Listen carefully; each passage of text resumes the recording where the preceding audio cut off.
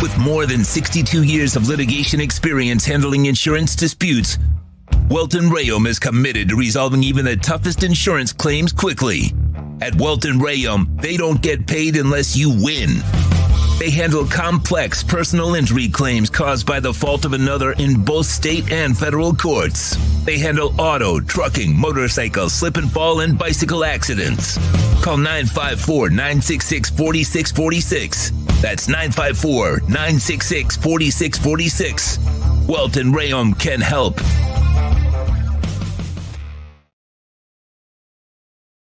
There's no need to drive around South Florida wasting valuable time looking for a new or certified pre-owned Acura. Go to the #1 volume sales dealership in the Southeast United States. Craig Zinn's Acura of Pembroke Pines. Purchase with pace and space in a dealership tailored to your needs. From home buying to providing that personal touch. Contact the 2020 Satisfaction Award winner Craig Zinn's Acura of Pembroke Pines. 888-776-5123. That's 888-776-5123. Or visit them at 15601 Pines Boulevard in Pembroke Pines.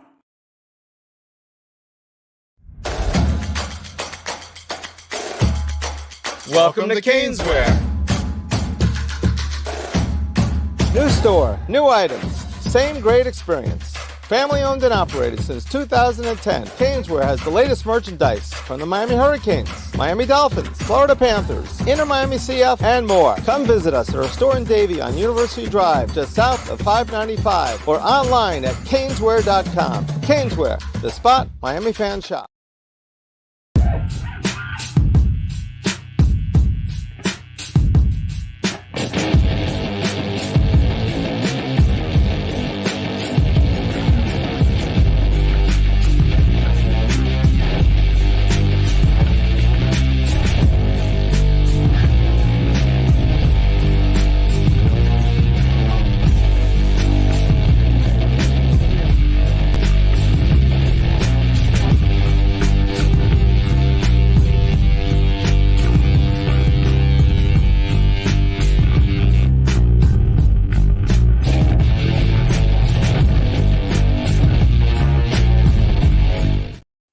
We are live. It is Tuesday night. And of course, I am Sean Stanley. He is the great Frankie Fresco, Squared Circle Digest, live on the Stanley Media House and Frankie Fresco YouTube channel, as well as X. Make sure you get your comments in. We're going to be talking a lot tonight about Wrestlemania, the road to Wrestlemania. We got some stuff going on in AEW, big business in Boston tomorrow night. So we'll be discussing that and a lot more. And the one and only. I was solo last week, but I am alone no mo. It is Frankie Fresco. How we doing, sir? What's up, guys? I'm glad to be back. I'm sorry I missed last week, but it's a new week. So let's talk some wrestling. It is time. And then last night, of course, let's get right into it. Why not? Don't forget, jump in on the chat there. X as well. You can, I believe if you comment from the X, we can get it here as well. So just jump in with your comments, moans, groans, bitches, complaints, whatever you want to do. It is the Squared Circle Digest. We're here for you, and we appreciate each and every one of you. Cody Rhodes back at it again. We had SmackDown this past week. Actually, you know what? I forget. We're on Tuesday, so we didn't even talk about what happened on SmackDown. No. SmackDown. The smack heard round the world. And I remember Frankie texting me and was like, why they do it like that? What? All I get is, what was that? And I'm like, dude, I'm not watching it. I'm DVRing it. What happened? Yeah. Tell us your point of view, what you thought on SmackDown Friday night.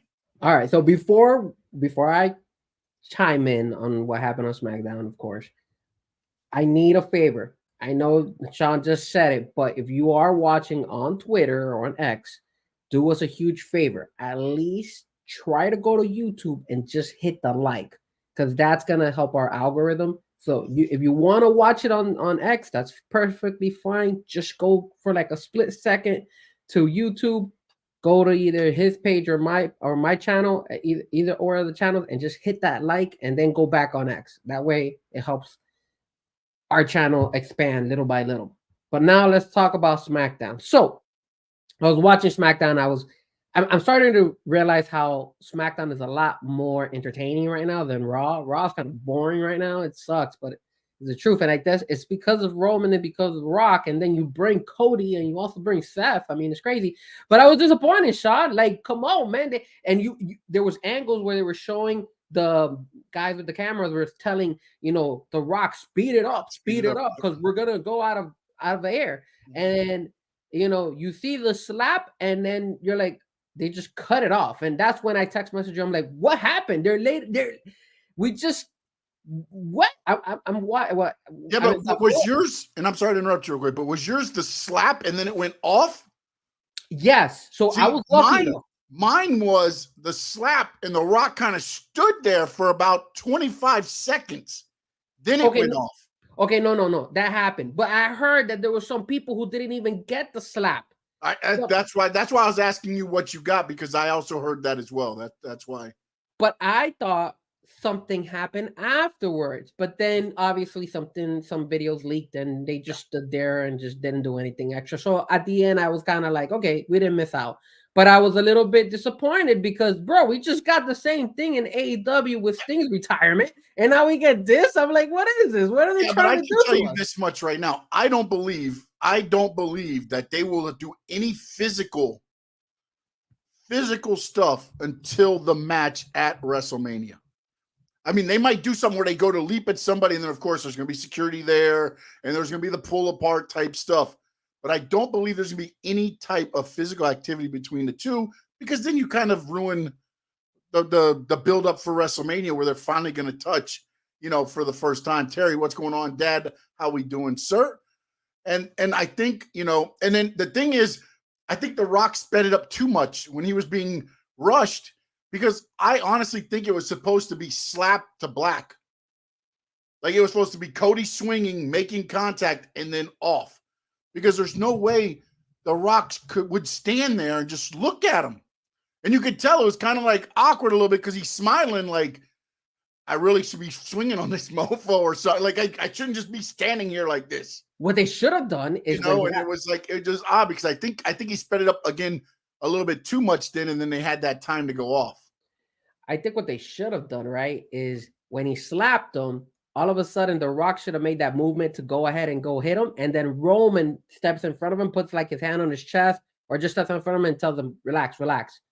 We got this. Don't worry. We'll get our vengeance. And then go from there. Something like that. Instead of just The Rock looking. I think they should have had a plan B. But I think what happened was, and here's the one thing too that's been talked about a lot on SmackDown by, other sheets and things like that, is that every time The Rock has been on SmackDown, it's been overages, which is why I think this time, and again, with this angle, they put him at the end. They've been putting him at the beginning, and then they've been having to shortchange a lot of matches throughout the card because they go over. So I think this time they're like, all right, we want you to go 10 minutes. Boom, you got 10 minutes. And you could tell he almost went over again, because they're like, hey, hard out, network out. So, I think what they did was they said, hey, this is what you want to do from now on. So I think you're going to see them at the end of the shows more often the next couple shows, because the last couple shows, a lot of complaining about, and rightfully so, man. I mean, they're getting TV time, and it's getting cut because, and I get it, he's a TKO board, and I understand he's doing the heel Rock thing and all this stuff, but man, TV time is so important to a lot of these guys' characters and gals' characters when you're only getting, 3 minutes to go out there, and you have to cut. Your entrance now goes from, like, supposedly they're supposed to be, the women entrances were supposed to be on TV. They had to do them during the break so they could have the match time, because they went over. There's little things like that where they got to make up for that time somewhere.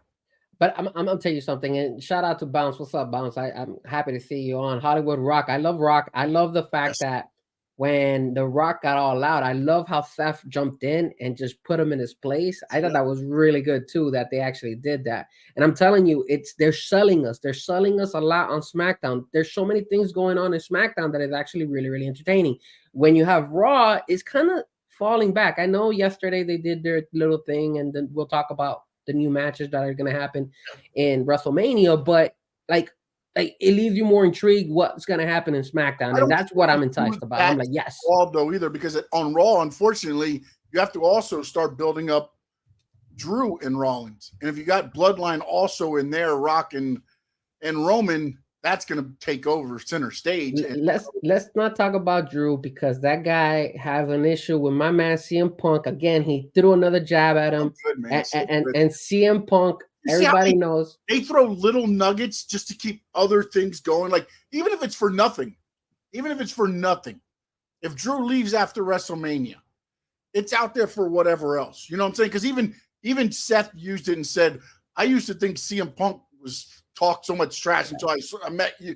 You know what I'm saying? Like they just keep them in there so that, you know, it just the nuggets that I like. And again, that's the entertainment side to me that I like, where it's like, okay, all right, I get it. I understand. I follow it more than just, hey, let's throw a card together. It's a great card. You're going to have great matches, but nothing really makes sense except for that match. Yeah. Now let me ask you this. Because we didn't talk about this last week because I was out. But what do you think about these guys taking the AEW type of decision of having these guys wrestle back-to-back nights in WrestleMania? So now they are obviously Seth is now going to fight Drew McIntyre on Sunday. And then you're also going to have the tag team on Saturday. But then you also have Roman and Cody on Sunday. Are you happy about that? Do you think that's beneficial, or do you think it's hurting? Because personally, myself, I think it's hurting the women. That's what I want to see. I wanted to see the women. I wanted to see. I think it takes away a main event match from one of the women because Rock, like Bailey that team is the main event. There it should have either been Bailey Io or Rhea Becky on night one. Main event. That is the problem. You're taking away from other stars, but at the same time, with the way I believe the flooding and the outport, the way they had to kind of change and the support for Cody and everything, the way it went was, what else are they going to do? I think it's the crybabies, man. Rock on the show. You've got to.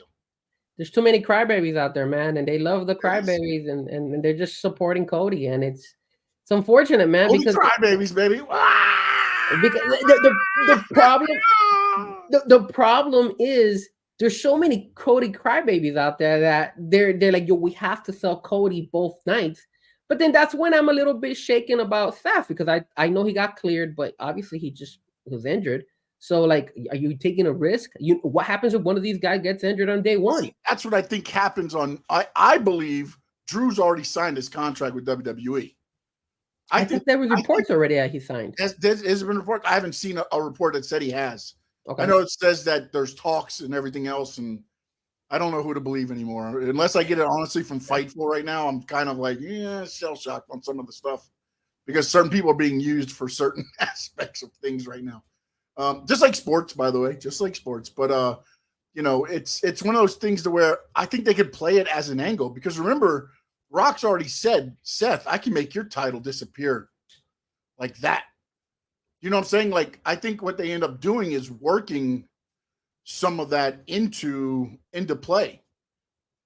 You know what I'm saying? Because again, the Bloodline's going to, the thing that I'm very interested in, and I want to see it play out before we start talking more about it on the show, is who else do they bring to WrestleMania from the Samoan dynasty? Because they're going to have like people in the front row, Rikishi. I don't know if they bring, I don't know what the health is like for like the Wild Samoans and those guys like that, but you've got Jacob Fatu, who's not signed anywhere. Tama Tonga, supposedly he's already signed with WWE now. Yeah, I read that. So you start bringing some of them in. What part do they play in this? Yeah, so much. So there can be so much to go. And then what night is Jimmy and Jay going to be on? That's a good one too. It should be Sunday. Jimmy from the equation, possibly, depending on how that match shapes out. So do you have just Solo on the outside with Rock and Roman? And then is Rock fighting on Sunday as well? Because you have him in a tag team match, but can something brew up where he's going to have to fight on Sunday as well? This is why I think it can go it can go any way you want to go with it. But I think ultimately somehow The Rock loses on Saturday. And then as a member of the TKO board, and I'm the boss of WWE, he puts himself at ringside for the main event match on night 2. Maybe. And I don't know. He did brag about it this past Saturday. I mean, ultimately, Friday. Costs Roman Reigns the belt. So Cody finishes his story, and then he goes and fights Roman. I don't. I thought you. I know you're going that route because you mentioned that. They don't do that though. I hope they don't do that because I like the Hollywood Rock. I like the way this is going now. All day. But how long do you string this out? Because something's got to happen. Cody can't just pin Roman. After all this, it can't just be a Cody hits the cross, the crossroads 3 times and pins Roman. Like, it can't be that way unless you injure Roman the night before. And he maybe banged up. Maybe Senor Money in the Bank jumps in. Maybe they do that. I mean, how does he cost Roman though? That's the part like that. And again, there has been talk of the Bloodline going more babyish, but with The Rock being added, I don't know if they can do that right now. And if Senor Money in the Bank does cost Roman, then you've got the Bloodline against Judgment Day. True, but that's been something that's been going on for a minute, though. They've had that before. They've had where they've helped each other out, and they've kind of been at odds a little bit, and they've kind of teased it, but nothing full force. Whereas if he costs Roman the title, that's full force feud right there, because now you've just taken, the tribal chiefs titles.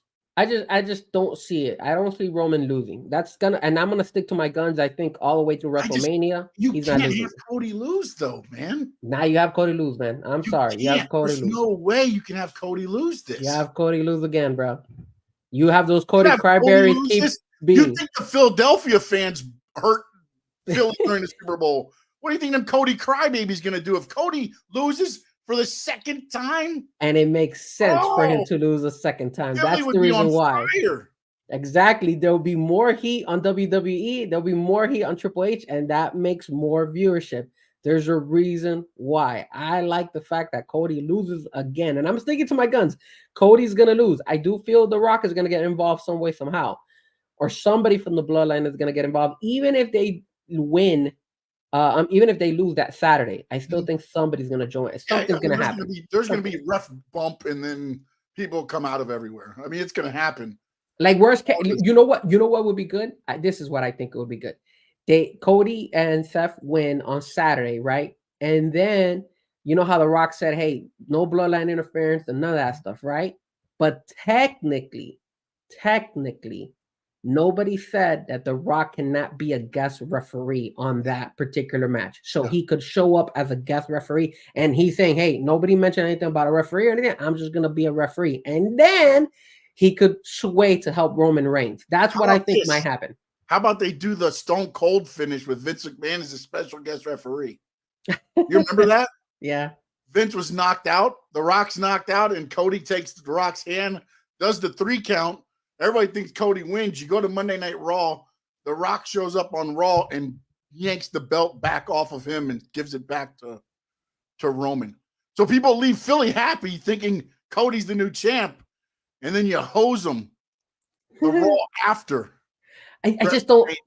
I just don't feel that him losing the belt the next day is the route they would like to take. You strip it from him. You don't lose it. You strip it. You'd be like, I didn't make the count. You made the count for me. The referee, no official, made a full count. I'm stripping you of the title, giving it back to Roman. Now at least Cody wasn't beat. And at least you can be like, I was robbed.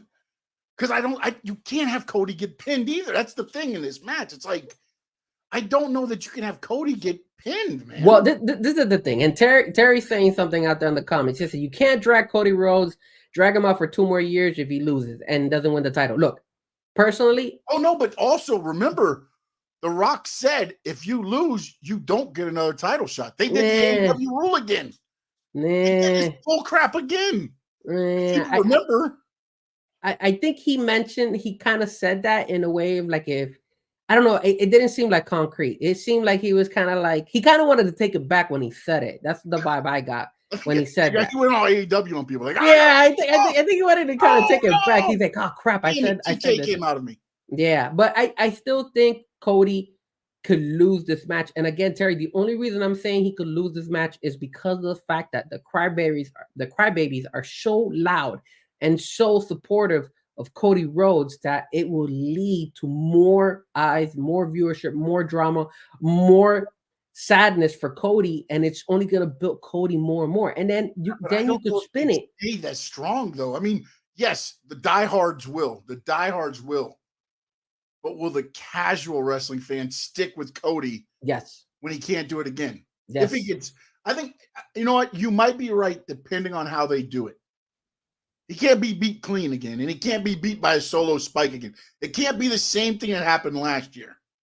Yeah. It's got to be something to where, you know, almost like what they did with Lesnar, where they piled everything on top of him, including the truck in the ring, and then he couldn't, you know, there's got, if that might work. Or, you know, like I said, with the thing where they just screw Cody totally out of it and just like, hey, you're not going to win anyway. So, I mean, personally, I just don't think there can be a clean win by Roman and Cody stay on fire like he is now.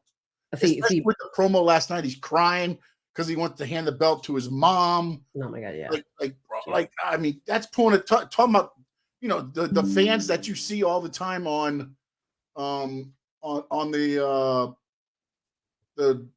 Instagram and everything. The blind fan that just wanted to hear him come out. Like, man, bro, like you're pulling at some heartstrings to be getting beat. Yeah, man. Look, man, I was a Cody fan. I was a Cody fan when he first got to WWE, but hey, man, I love Hollywood Rock, man, and then Hollywood Rock needs to show up there. And can you imagine? And I just saw what Bounce DJ said. I want to see the Eagle Wingtip Championship back. Imagine the American Nightmare belt. That is cool. I'm not gonna lie. That would be badass. I'm not gonna lie. That Bounce makes a good point there. But I don't know, man. Look, a lot of people didn't think Cody losing last year would have been able to drag. Yeah, both of us.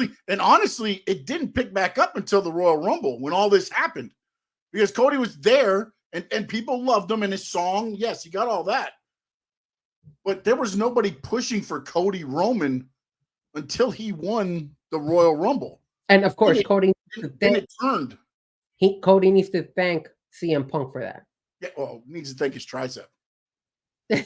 No, he needs to thank CM Punk. CM Punk won. Even if he would have not messed up his tricep, CM Punk would have gone ahead and taken the fall and given the stage for Cody. And then obviously The Rock, I think what made the whole turn was the crowd all of a sudden getting pissed at The Rock for taking over the spotlight. And then that's when WWE said, yo, we got something here, you know, let's go, let's run with it. And I like that. I like the fact that they were able to switch it around. And then now, you know, Cody again is like, it's box office, man. And then they stuck Seth Rollins in there too. So it's been going well. And then, yes, I know Drew McIntyre, he's been doing a good job. And I can't wait for when Drew and CM Punk go one-on-one. That's going to be fun. They're going to be able to build that a lot too. So it's been good. And then obviously you have the other matches that are out there, but it's entertaining. This is what we love. And the fact that The Rock said, okay, I'm going heel then. The fact that they thought that much into it as like, The Rock's like, well, the only way I'm going to be able to do this if I just go full heel in a way. Yeah. And we haven't seen them as a heel in a while. And it's worked. It's not just been like, you know what, Cody, you gave it to me, but I think you deserve it back. No, it went the exact opposite. You know, it kind of just went like, whereas Cody just said, no, I'm taking it back. Cody almost turned heel without turning heel because he had given it to The Rock and then was like, oh, no, I'm not putting up with this BS because you're trying to say your family is the best and that's why you're headline. No, this BS is done. I'm taking my title shot back. They made it into a story. And the fact that The Rock went on Instagram for 21 minutes, laid down the groundwork of, when you whispered in my ear and I whispered in your ear and I told you this is for the dream and my dad, Rocky Soul Man Johnson, and they're looking down on us. So talk about what he whispered in the ear. And you took all that and you just threw it back at me, talking about again, they just told a story and it just hook, line, and sinkers you. And then he did it again for the Houston show. He went back on Instagram and mentioned everything and how everything developed. And again, I don't know if it's WWE or if it's The Rock just being The Rock or a little bit of both. and they figure out how to put everything together to the point where you're like, man, this is entertaining. This is The Rock fun. is bringing the Hollywood aspect into it. It's Correct. Here's the trailer to Raw. Here's the trailer to SmackDown. Here's the like that's what you're starting to get. And also, I think too is that the one thing that I think has happened a lot is that Kevin Dunn, who was the producer for Raw and SmackDown for WWE for all these years, has left. I think it's gotten a fresher. Now everything is fresh. It's not only the ideas from Triple H. Now it's the camera angles. It's a lot more of the stuff backstage. It's the cars pulling back up again that you didn't get for a long time. No, and you saw the little graphics that they do now, like right when they're like presenting, like yesterday, R-Truth was a point where they were showing, like as they go to commercials, there's like graphics of R-Truth, like different, like I guess poses of him and stuff like that. They've done that as well. That's new. I've not seen that before. They've been doing that like the last couple of weeks. So they've done that, and I'm like, oh, this is something new that they're bringing right before they go into commercials for the break. No, I mean it's fresh in the product, and then I think this, Rock is, for what Seth is saying, like, oh, you're the old guy, you're trying to come back in and this and that. He has brought that fresh air into this angle, and I think Seth has brought a little bit more of that fresh air because you're getting a little bit more of the old Seth. Yeah, he's still wearing the gaudy clothes and all that stuff, but he's starting to, and then last night he kind of came out with Drew at the end when Drew was leaving, and he was like, Drew, the reason I'm not worried about you is 'cause you're way down at the bottom of the list, buddy. Like, you don't matter. And by him saying that, man, I honestly feel that he's gonna lose that belt. I honestly feel Drew McIntyre's gonna beat him. Yep. And honestly, let me tell you something. I would not. The Rock's gonna get involved in night 2 somewhere. What says he doesn't cost Seth Rollins and at one of these pay-per-views, it's Seth against The Rock? It's a good one. You know what I'm saying? Because I don't think you put Rock against. I know everybody wants to see Rock versus Cody, and I think you will, but that's going to be at the next big paper. Like at SummerSlam or Survivor Series or one of those big ones. I think you get Rock and Cody, but I think Seth loses the title, and then you'll get Seth versus Rock. And that kind of goes against what I'm saying, because if The Rock does cost Roman, then you're going to get Rock Roman. So maybe, again, there's just so many ways that you can go with this. It's not like I'm going into WrestleMania going, oh, Seth and Cody win the tag team match, and then Cody goes and wins the main event. I feel at times they've cornered themselves into that position, but that don't mean that they're going to do that. As you said, they could just as easily sit there and say, hey, Cody, you tried, but The Rock kept it away from you. Yeah, and Rock was one step ahead of you, buddy. And then the whole situation with Damian Priest. Remember, he could go after the heavyweight belt of Roman, or he could go out over for Seth. So that's that's another angle they could use as well. So it's like it's so many. It's brilliant. Or to be honest, he could go after any title. Remember. But go after Gunther? I mean, we keep throwing at the heavyweight title picture, but when you look at the heavyweight title picture, he doesn't fit in with the Bloodline right now. Right now, I mean, as a singles competitor, you had Judgment Day and Bloodline. Okay, I can see that happening. But Damian Priest against Roman, Damian Priest against, I just don't. That doesn't seem to me as much as maybe Damian against Drew, Damian against Gunther. Like, I can see that more than that. That's why I don't think he interferes in the Cody Roman. I can see him getting involved, maybe Seth and Drew, as we talked about, or one of the other matches. Okay, but now let's talk a little bit about that, because Terry did bring that up earlier in the comments. Gunther, does he drop the IC title to Sami Zayn? In my opinion, he should. I think Sami Zayn is enough to be able to shift that particular belt over to him, and he'll still represent it very, very well. Do I think WWE is going to allow it? No. I think they're going to still stick with Gunther, which is going to make me pissed, but I think Sami deserves it. I think Sami should win that belt. But again, I don't think they're going to go that route. I think they just too in love with Gunther.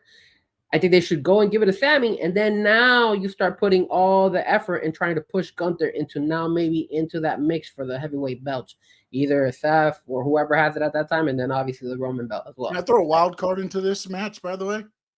Talk to me. I still think Chad Gable gets added somehow. So I watched the video and I rewound it. Watch the pinfall. Watch the pin. His shoulders are not on the mat. And then WWE did an exclusive with him afterwards where he's kind of like, I feel like I let my family down and I got to go home and I got to, like I let them down and this and that. I think you're going to start seeing a character arc.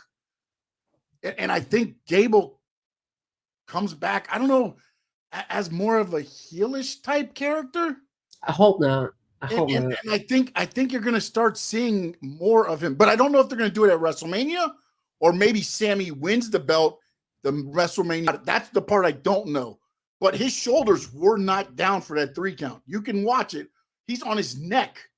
And I don't know if that was a mistake by the camera catching it or if it was wanted to be caught so that they can play it out as an angle. Because then all of a sudden this morning, exclusive, right after the match, they're interviewing Chad Gable. So I don't know if that's something to where now they throw him in there somehow, or it's after WrestleMania they bring it back. You know what? I'm fine with Chad Gable being added on there, and I do feel Gunther winning in WrestleMania, whether it's day 1 or day 2, and then losing it in Raw is okay. That won't hurt him because at the end of the day, he won in WrestleMania, so it would make sense. Maybe it was a tough battle for him during either day 1 or day 2 of WrestleMania. And then all of a sudden on Monday, somebody's able to take him down and obviously go ahead. Or you know what?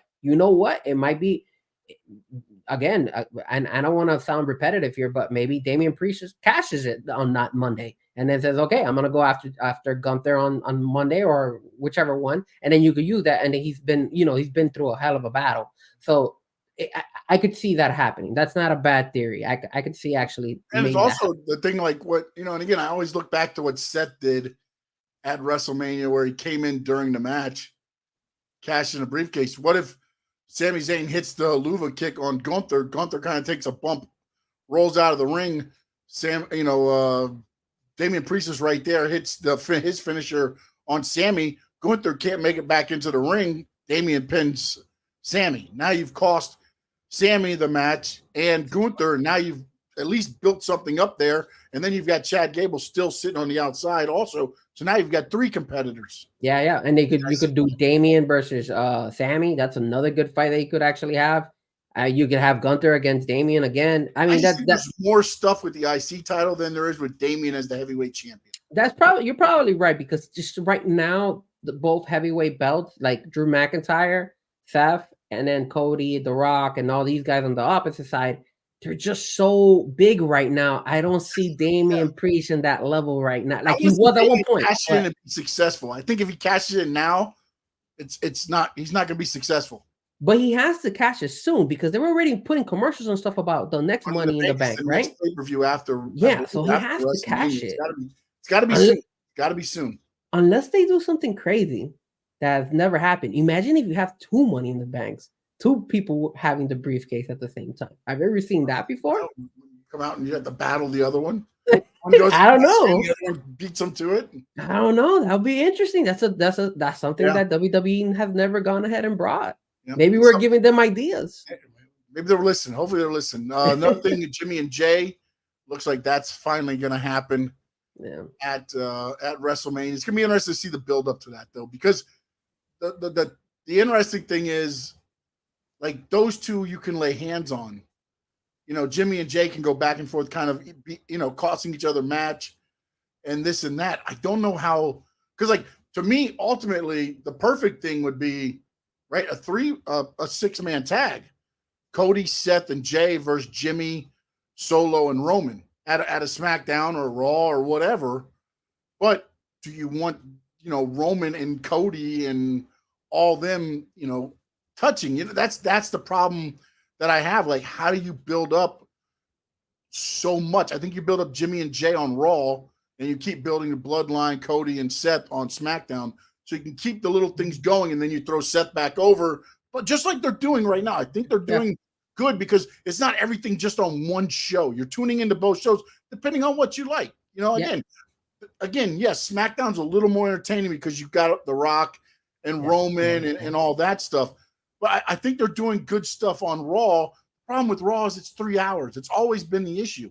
It just feels so long. And it's felt shorter lately because it has gotten a little bit better at times, but it's still so long that you feel like, oh, something dragged on, or this might have went too much longer because they just want to give it that time. And they did Becky Rhea last night. Yes. Which, again, they made me want to watch. They made me again to want that match.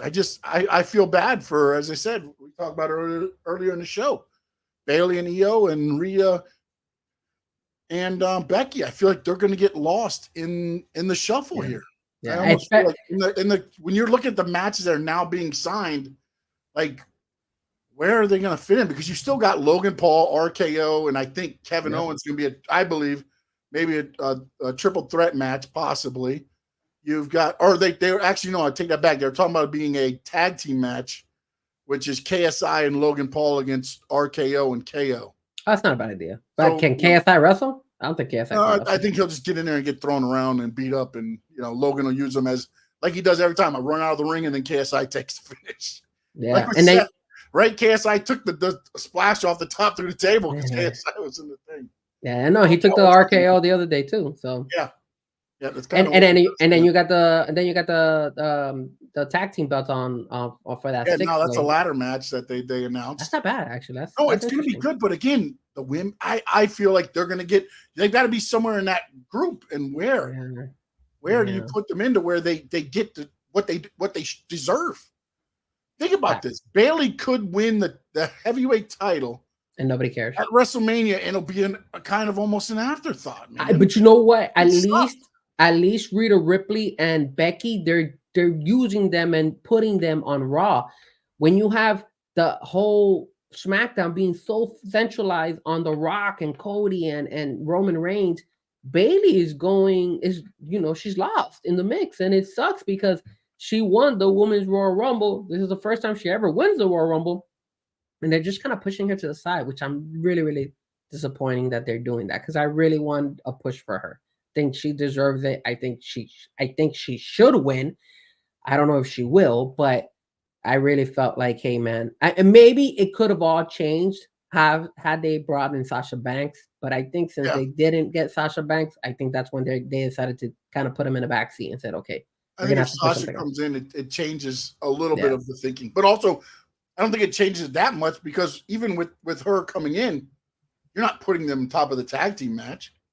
And they're definitely not headlining over Cody and Roman. So either way, they're not getting the main event slot. But at least I always think one of them should main event, unless, of course, you're doing like you did that one year. Steve Austin comes back. Of course, Steve Austin's going to main event. Oh yeah, of course, right.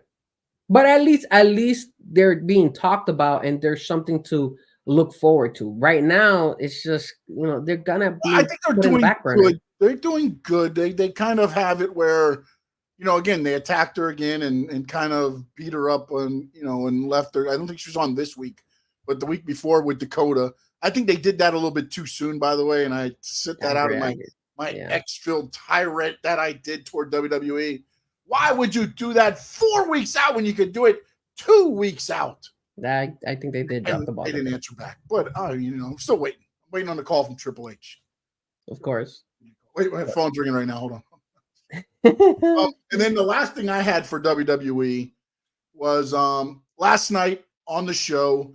For those that don't know, during a house show, Maxine Dupree, I think, botched something, or I've reading the story. I didn't understand the whole thing. I think she botched a move, and the crowd kind of turned on her and started booing her and everything else. So then last night on the show, she went to do the same move, and Candice jumped in the way and was like, "No, you're not doing that stupid move on Indy and this and that," and backed her into the corner and was kind of, talking down to her, and Maxine was kind of, playing along.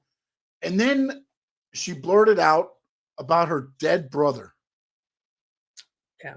And how he would be ashamed of her. Do you think, and again, I want to get your take, and do you think they crossed the line? Because that's been a little bit of a topic, not a lot of big topic, today, but it has been a topic. Did they cross the line? Because I believe it's only been year, I believe, or so since her brother passed away. No, I thought her brother passed away in 2017. Hold on. I believe her brother that passed away in 17. Okay, but well, it's been a little bit. But I will say this: I don't care if the brother had passed away last week or 10 years ago or whatever. You don't talk about my brother passing away. I had this conversation with my brother actually before we got on the show. I don't care what you do. I think they went overboard. And if I was Maxine Dupree, if that wasn't scripted, if she okayed it, then maybe somebody has a different take on it. But me, I would have said, no, I don't want to hear this crap. I don't want anything to do with anybody in my family being related to the wrestling. And obviously they've passed away. If Candice LeRae did that, like off rip, and it wasn't planned, then you want to know something? If I was a Maxine Dupree, I would have punched her in the face. Literally, I would have punched her in the face and said, don't ever talk about my family like that. That's just me. So I do feel that they did cross the line. Yeah, well, I'm going to go the other way and say there's no way that line was blurted out on camera because the camera was catching what she was saying on purpose. It wasn't an accidental thing there. They made sure the camera was in tight to where they're picking that up. So I'm going to say that Maxine knew exactly what was going to be said. What I want to see, though, is how they turn this around to have Maxine come out better on the other side. Because I know last night she's like, oh, I'm done with this. Boom, Indy kicks her in the head. And Indy even looked at Candice like, what are we doing? Like, what are you doing in a way? So is Candice turning heel? Are they going to do something with, the whole thing? It's going to be interesting to see, but my take on it is I have to believe there's no way that Maxine Dupree wasn't okay with that being brought up because that's not something you're going to sit there and be like, oh, they caught the on camera by accident. No, that camera was in tight. They knew it was going to be in tight. They knew exactly what they were going to say. I mean, if she really did agree to it, man, then I mean, everybody has a different take.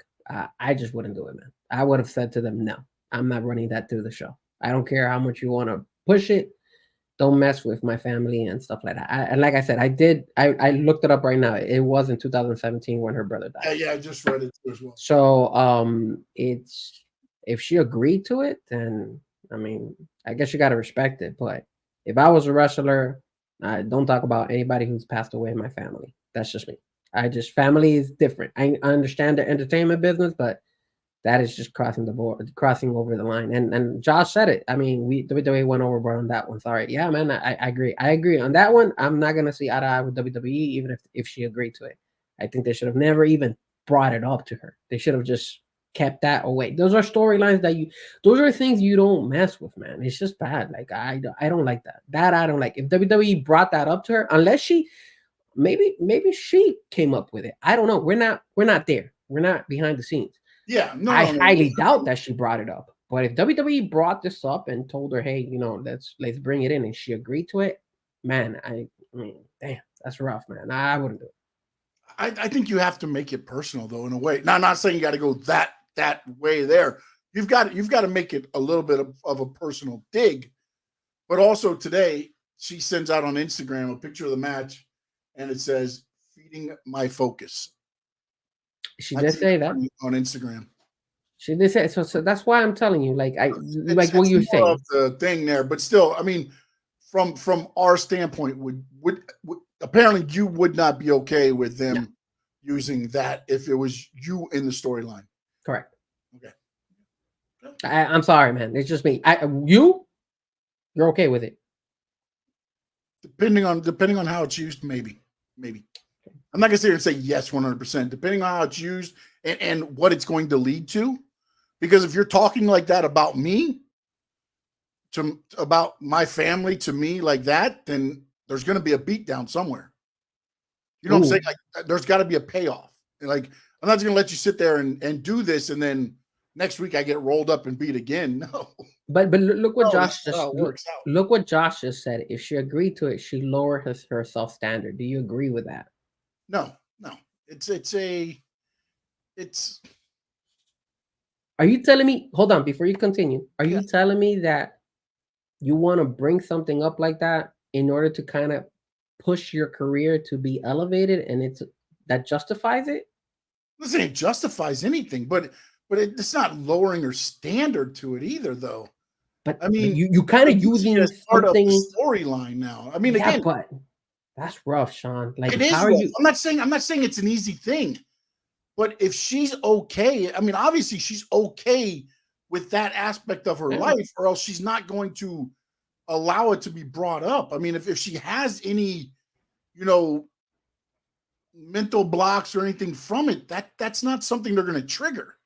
Look, You know what I'm saying? Like, they're not going to do something that's going to trigger something mentally. So obviously it was talked about. It's been thrown about because honestly, I think what happened was when she was getting booed out there, they were like, how can we turn this around? And this is how they seen it. And now, again, I don't know if whose idea it was from there to there as far as with that comment, but again, if she's getting lowering a standard or anything, I mean, it's entertainment. It's a form of, it's like if you did a movie about her life, are you including it? Yeah. If you do a Hallmark show, are you including that part of her life? Because you're doing the same thing here. Yes, I get it. I get it's pro wrestling. I get it's a thing, but it's still entertainment. That's the problem. Like, it's still a form of, it's like if you're doing a documentary. Are you leaving anything out or are you putting it in? Because most of these wrestlers are living their life out for you. Okay. All right. I see your point. And that's a very valid argument when you say, hey, their story or like a documentary and they mention all that stuff out there. I agree with that. But I'm going to say something, and this is the difference. Documentary or story, I'm telling the story. I'm not having a Candice LeRae say that about my brother. I'm the one bringing it up. I'm the one saying, hey, look, this is what happened. This is how, except I've been taking it after somebody died. That's the difference between, I feel, between a documentary and between like a movie or something like that. I am the one that have actually come out and been okay with me expressing what happened and my feelings towards obviously a death on your sibling. Do that, but and again, not somebody else. Part where it's a little bit different is in wrestling. How does she do that? You don't bring it up. That's the only thing. Why? Because it's man, like that's your again. I don't bring it up if it's a trigger. If you say it and it sets her off, and it brings up things there. If that's a trigger for her, no. But if it's something that she's dealt with and she's good with, and it doesn't trigger anything, and you're not bringing any harm to her, I don't know that it's, again, is this something I would do? I don't know. I have to hear and see the whole part of the story. I will say this. It's going to play out and things like that. But I will say this. We don't know the relationship that she had with her brother. So maybe it was a distant relationship too. Like, we don't know what happened, if they got along or they didn't get along or whatnot. I don't know any information. I mean, I read a little bit about it, but I didn't know her relationship with her brother or anything like that. Relationship. I know he had a genetic issue. Okay, even worse, bro. Jesus Christ. I would just say that if she agreed to do this, obviously it was her decision, and I respect her decision. Do I feel WWE went overboard?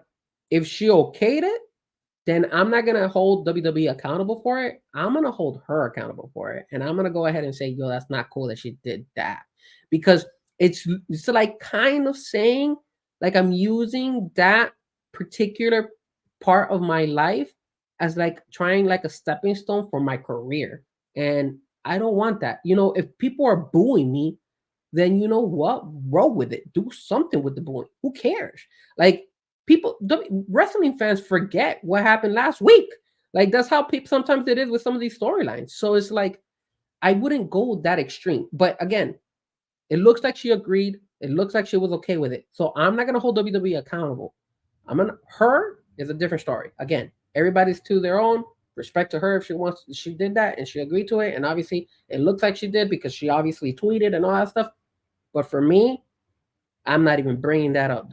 Not me. I can't. No matter what the circumstances are, I'm not even if my career doesn't make it, I don't care. I'm not gonna use that somebody passing away in my life to, fulfill a show, man. At the end of the day, it's entertainment. It's not entertainment. It's my personal life. But Yeah, but, To each his own. the other thing I wonder, and again, how many people, and again, it has been a talking point today, not a major one, but a talking point today. It's major on us. But how many people actually picked it up? I mean, it was kind of low. You know what I'm saying? Like how many people actually thought of like, oh, you know, until it became, because to be honest, I didn't have it on my rundown for a while until I started seeing more and more kind of picking up steam. I'm like, you know what? Maybe we should discuss this a little bit to see what we thought. But at the beginning, I was just kind of like, it's just a storyline. Well, you guys on the chat, did you guys hear it? Part of the storyline, but it's still part of the storyline. See, I didn't hear the whole situation with her brother, but at that part of the match, I was kind of like doing something else. Like I was watching and listening. I heard the beginning of her complaining and all that stuff, that you're not doing that match, that nobody likes you, that the boos and all that crap. I saw that. But then that's when I read and I said, wait, hold on a second. She brought up her brother. And I said your dead brother. Yes. And then when I rewinded it, I said, oh, yeah, she did say that. So maybe that's why it didn't take up so much steam, because it wasn't very, like, it wasn't on a mic or anything. It was just, you know, the camera was there, but the camera picked it up. Yeah. So that's the only reason that maybe not a lot of people noticed it until later on. So, but and if you're watching on X and just comment in, let us know what you thought about it. And right here on the chat as well, let us know your thoughts on it. And again, it's one of those things that where wrestling blurs the line all the time, man. Wrestling always blurs the line. And unfortunately, usually the best things that kind of happen in wrestling usually kind of blur a line. Unfortunately. Yeah. Because you can't tell, again, you know the show is scripted, you understand all this stuff, but then you go, did that really happen? And that's when you start thinking, like, oh, okay. All right, let's check it out. All right, Mr. AEW, you ready to jump over on your stuff, or you got more WWE? Is there anything else WWE that you wanted to talk about? No, I think we're good. I think we covered everything. Oh, you know what? There's one thing. It's kind of AEW WWE related, and I found it interesting because I don't know if this got uncovered from another podcast or a podcast was brought up from a while ago. But Daniel Bryan was on Bryan Danielson, sorry. Oh, please make sure you get that correction right. Yep. He was on a podcast and he went on and he said, and again, this was when this happened, he was with WWE. Okay. It was, that time frame when he was still with WWE. So he said, Vince McMahon actually called me one night. I was part of WWE Creative. He called me one night and said, what is AEW doing that we're not doing? And he went on to say in there is that he watched one show and he had about 6 pages of things that they were doing a little bit differently. But then this will tell you Bryan Danielson's mindset compared to where WWE's mindset is. Because everything on there had to do with wrestling. They wrestle for more than 6 minutes. There's more than 3 moves in a match. There's everything was more directed toward what we always talk about, what AEW I think does great at. The in-ring is phenomenal. Facts. Problem is the storytelling. Sometimes if you're in a good storyline, it's good. But if you're not, everything else is kind of flops around like a fish. Like you never know what the match is going to be. I mean, or there's a match out of nowhere that's like, why the hell is that happening? Mm-hmm. So I found it interesting that, and also he went on to say that Vince McMahon said, okay, that's fantastic. Didn't do a damn thing about it.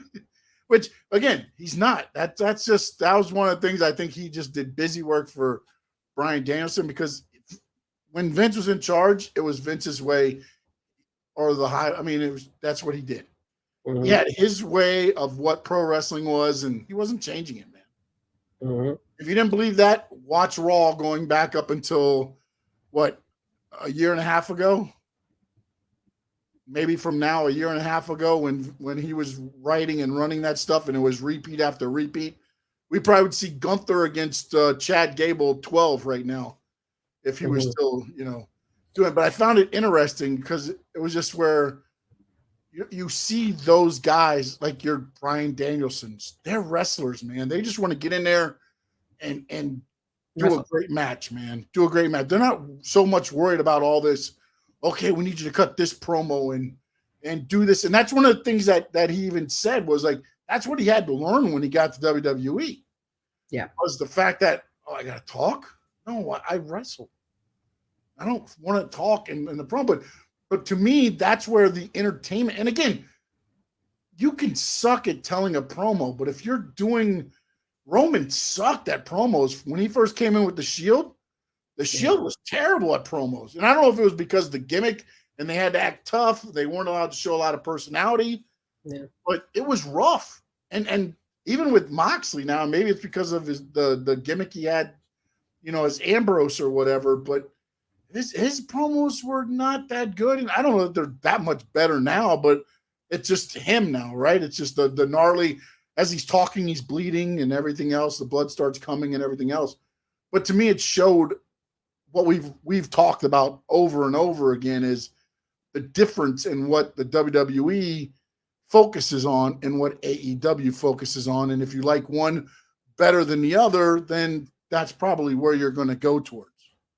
Absolutely. I do want to also mention to you guys, you did remind me of something that I also wanted to speak about WWE.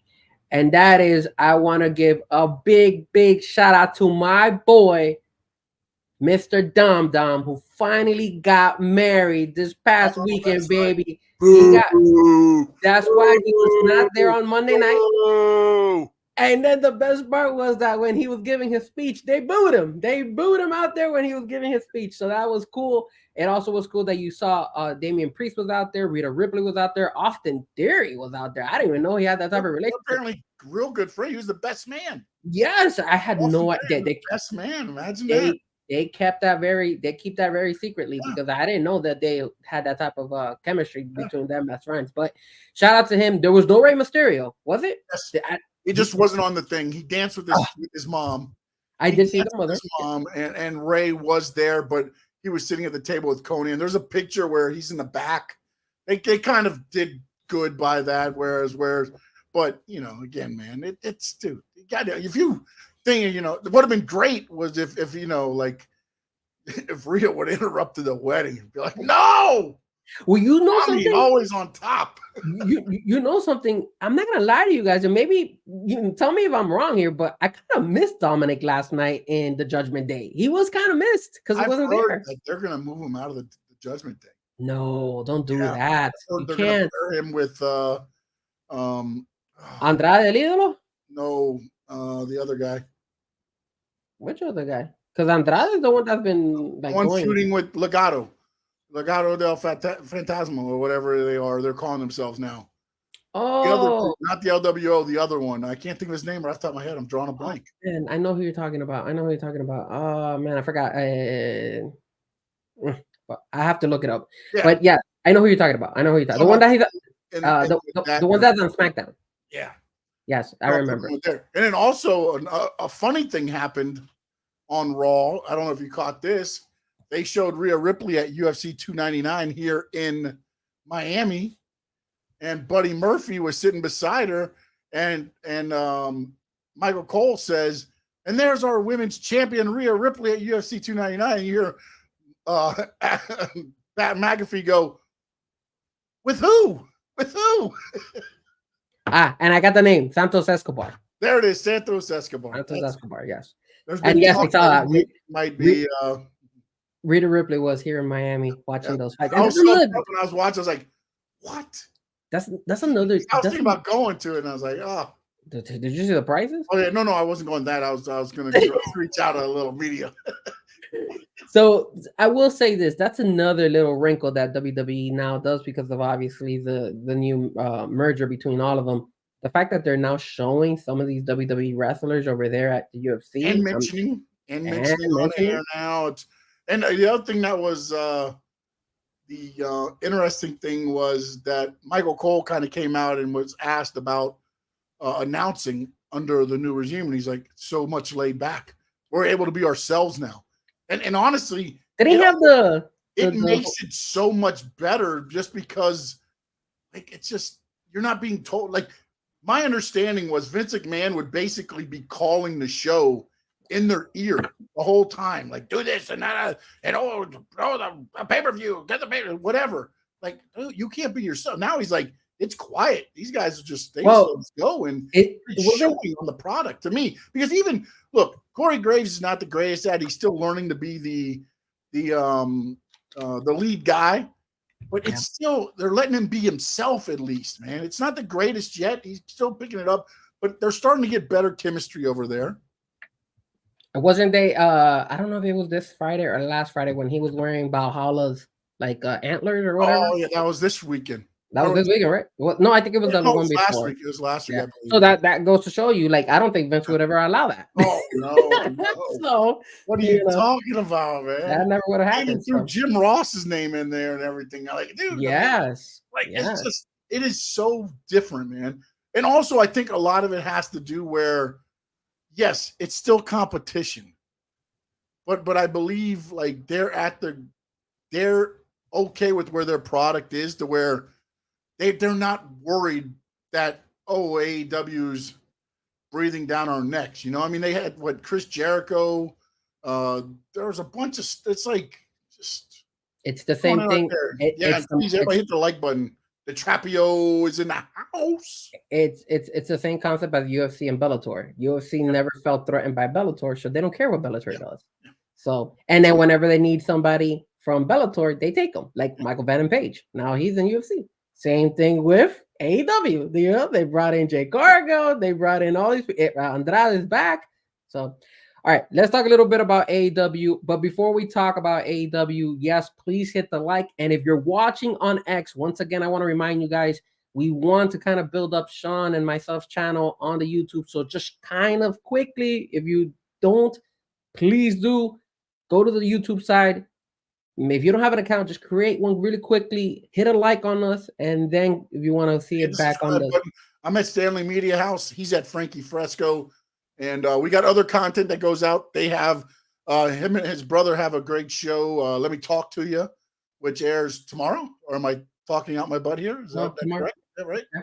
Okay. I didn't know if you're still doing it every Wednesday. I mean, like, or if it was bouncing around. I didn't know.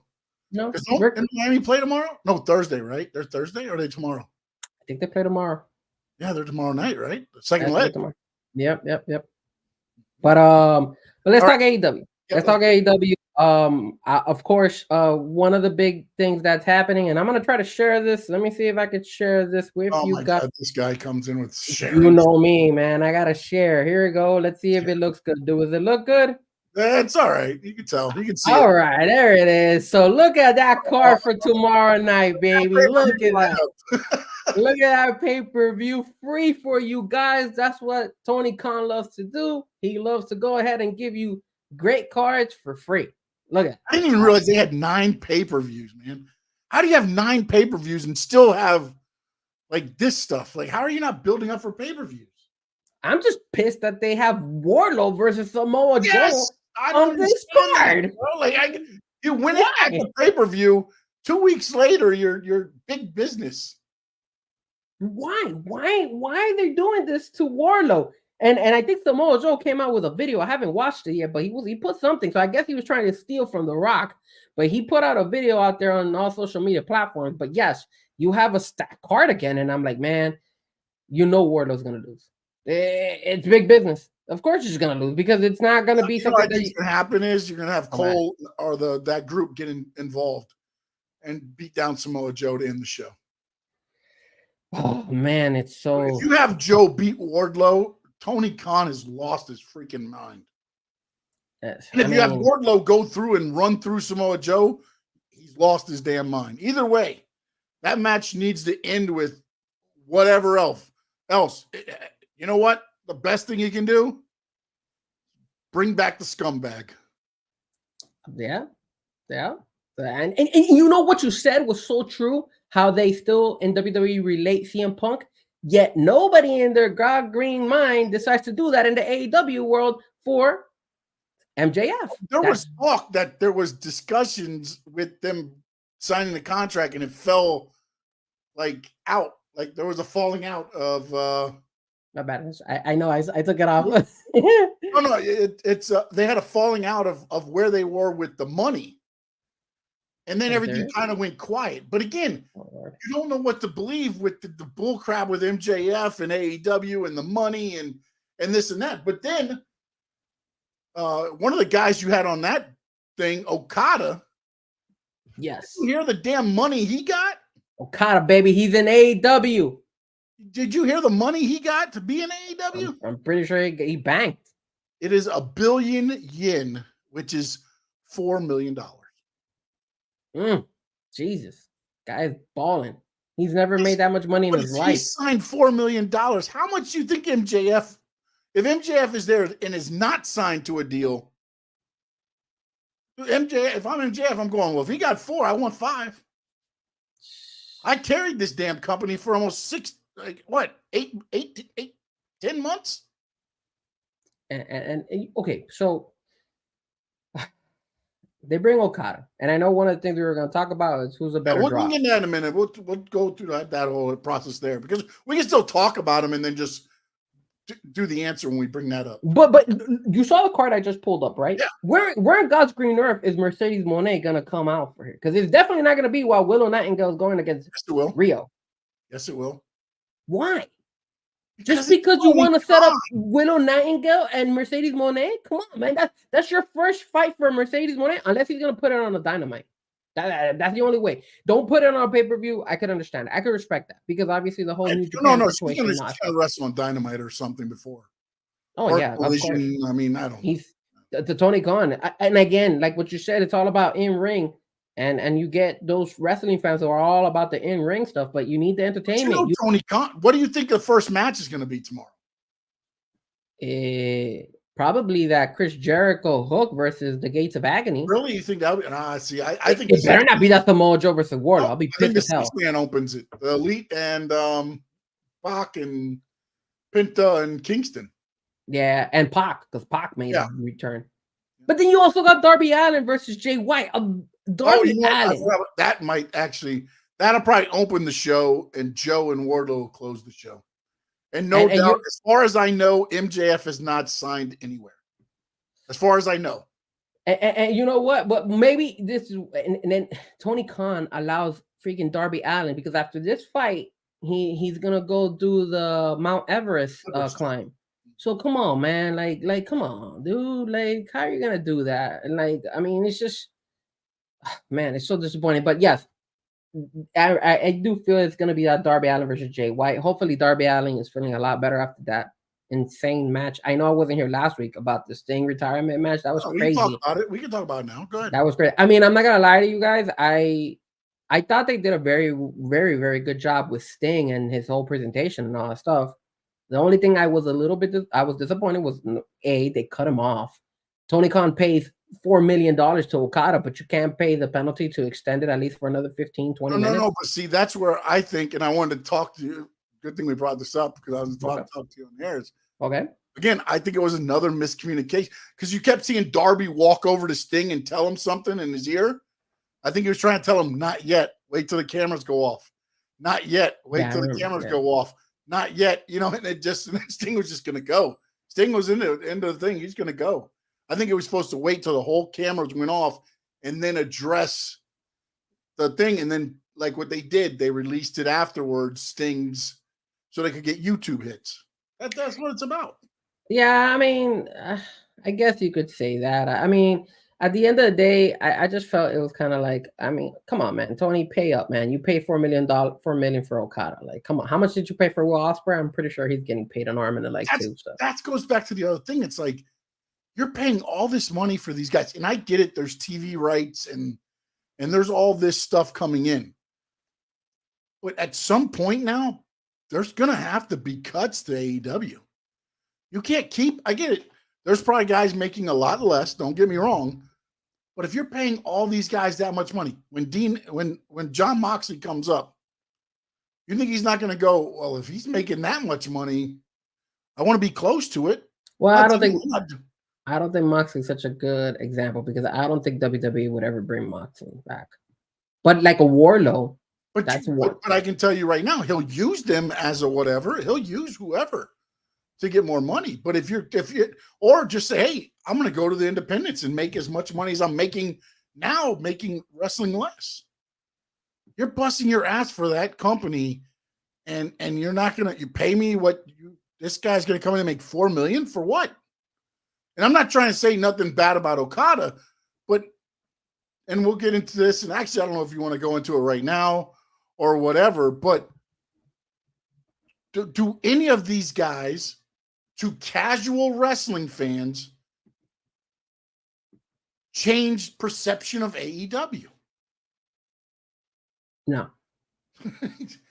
You've catered to your fans, and yes, Will Ospreay, God bless that man. He is so goddamn talented, man. Yes. And he's gonna have so many great matches. And on his Instagram and his X, and he's doing everything right, being the baby face and talking about his, he made a meme of himself after the show when he's sitting at the press, the scrum and everything else. But the problem that, to me, that has always been the problem with AEW is that you cater so much to your hardcore AEW fans. The casual wrestling fans don't understand what Will Ospreay is. Well, yes, he came in on the pay-per-views, but they could have done a package. And look, I follow a lot of wrestling sites, so I watched the last match Will Ospreay had before he went to AEW. That match was awesome. The one where Tony Khan was there? Yeah. Well, why not put that into a package or something? Be like, here's what, AEW, send out a package, even if it's on your YouTube, your social media, to your casual fans of like, this is what you can expect from Will Ospreay. Don't expect everybody to understand who Will Ospreay is, who Okada is. Yes, they're going to understand Mercedes Mone. I get that. But not everybody understands how damn talented these guys are. 100%. I think, especially since they had that pay-per-view where they announced that Will Ospreay was going to be in AEW, but it took him maybe 3-6 months to make his way over to AEW. I think that hurt him, man, in a way. It's like you make this big time deal like, oh, we're going to announce our latest signing, and I hate to say it this way because it was Will Ospreay, which was a great signing, but you made it seem like it was going to be somebody that you hadn't seen. It's like, okay, well, he was just on your pay-per-view 2 weeks ago. I will say this. I think at that time, I was kind of like, we all knew it was going to be Will Ospreay. Yeah. But I agree with you 100% that they should have kind of showcased him leading up to when he finally makes his debut to the AEW world. That they dropped the ball, and they've always dropped the ball. Yeah. They should have done that with Okada maybe too, if they were going to feel like, hey, we're going to bring him on board. But what do? You put him on Big Business, and now he's fighting. So it's like, for the casual fans, we have no idea who they are. Eddie Kingston was about to get V-triggered by the Bucks, and everybody thought he came out to help out Kingston, and they turned on Kingston. True. Now, I will say this, and I wasn't on the show last week, so I will mention this. I was upset at AEW because after that pay-per-view, they had on their Instagram page, maybe on X too, it was Bryan Danielson getting treated after the fight, and he was sitting next to Eddie Kingston, and Eddie Kingston was talking to him, and then they were showing this sign of respect and all that stuff. You know what, AEW? Grow a pair and screw that.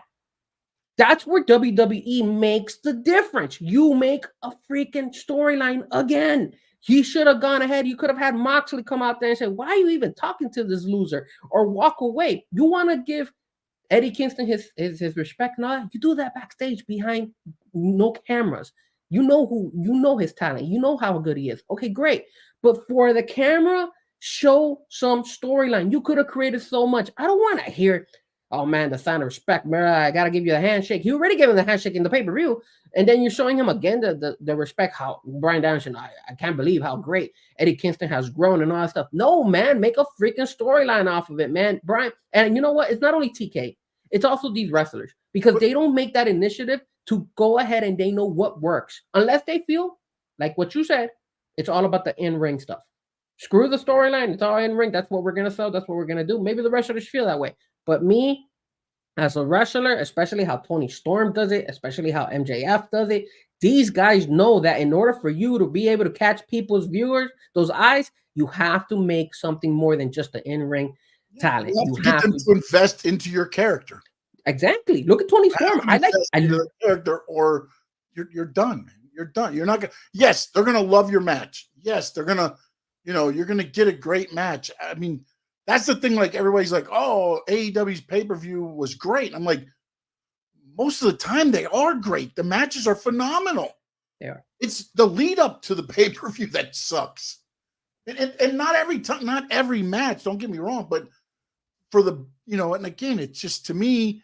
But that's also what I like in my aspect of pro wrestling that I like, is the buildup to the pay-per-view. I don't just like, oh, let's just throw Will Ospreay against Takeshita.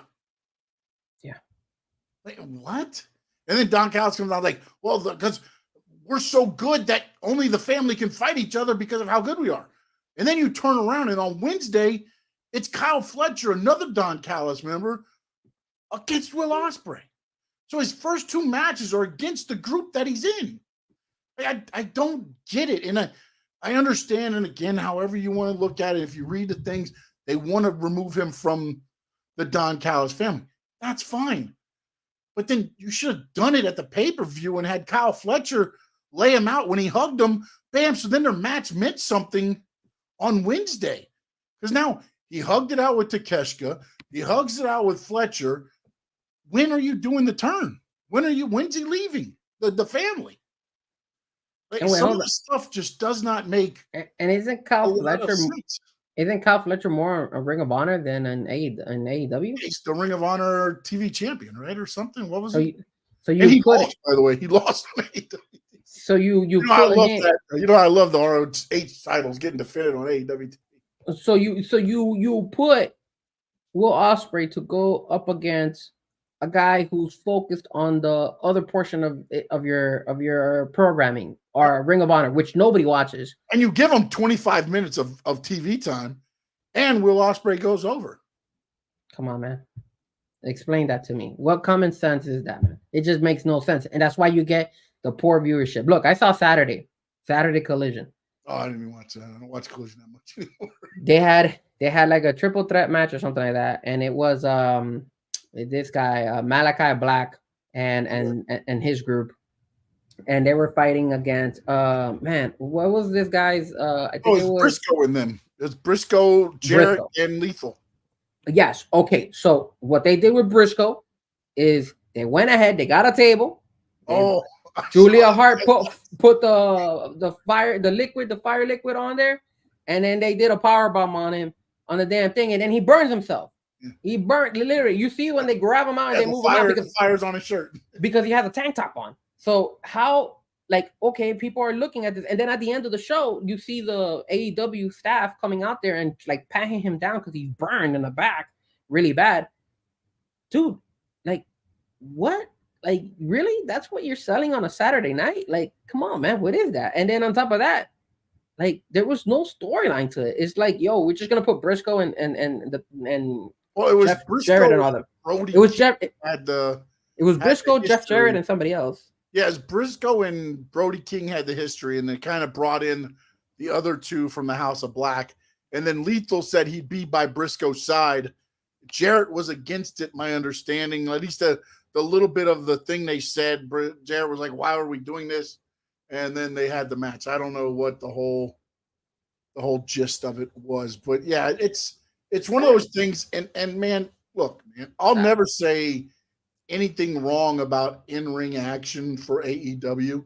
Do they do some crazy maybe some stuff that I would be like, I don't know if I'd be doing all that shit. Yes. But the in-ring stuff, if you don't like their in-ring stuff, you're just a hater, honestly.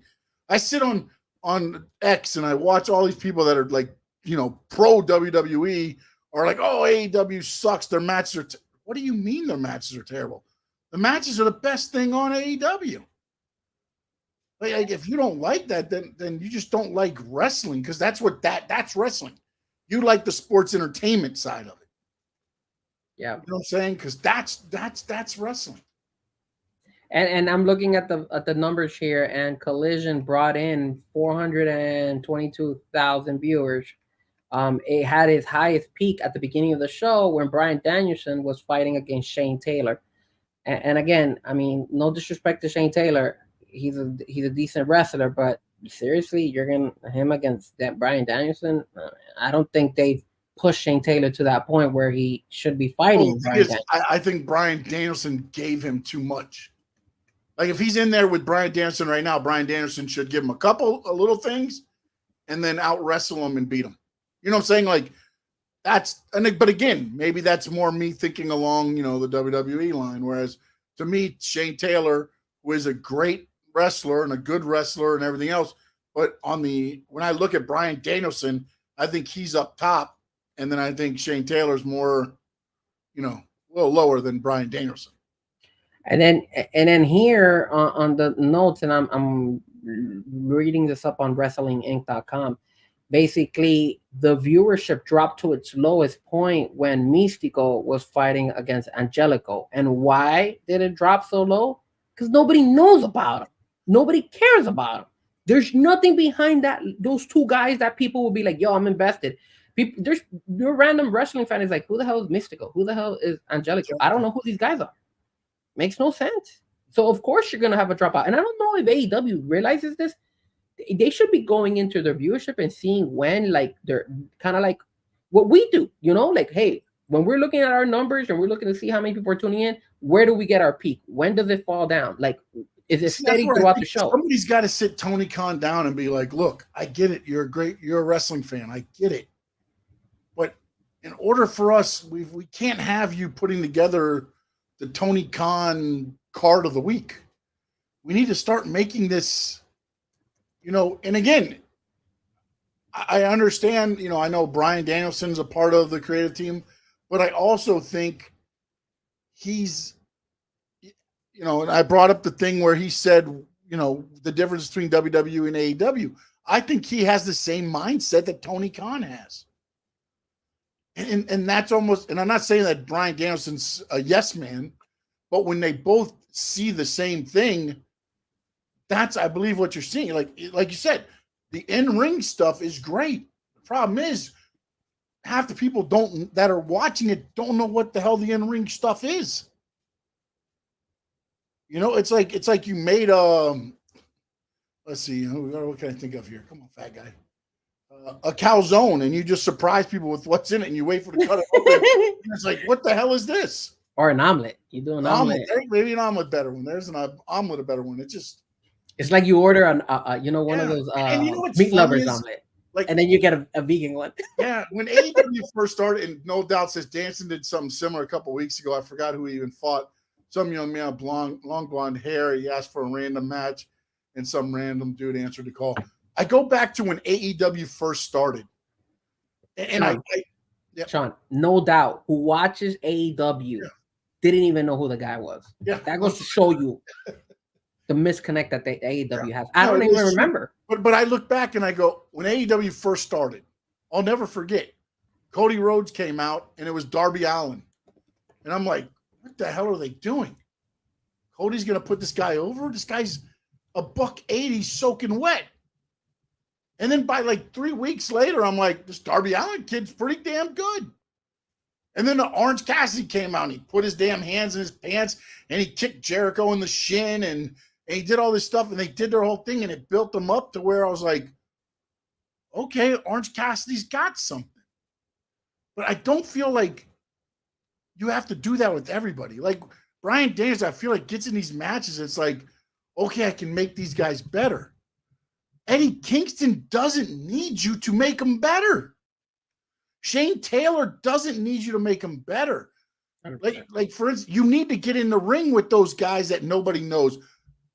Y2J with Action Andretti. Remember when he beat Y2J out of nowhere? That at least made him something to where now they use him as the guy that usually loses to people, but it was the guy that got a victory. It was the guy like, out of nowhere, he gets the win, and now he's something. And now, at least when you watch him, you're like, oh, that's the guy that beat Jericho. He's got something. Yep. You know, it just, to me, they're not doing that enough. And they're giving other guys too much stuff on guys that they shouldn't have. Like if you put Shane Taylor against Trent Beretta, okay, give him some stuff. But against Bryan Danielson, yeah, he should get some things in, and then Bryan Danielson should be able to lock him down. To me, Bryan Danielson's on this level. Taylor is still on this level. Will Taylor get to that level? I don't know. But to do that week in and week out on these things, I think you're hurting your product. Yeah, you're having some good matches. Don't get me wrong. But I feel like you're hurting your product. Well, look, I actually went to a website here, and it's called cagematch.net.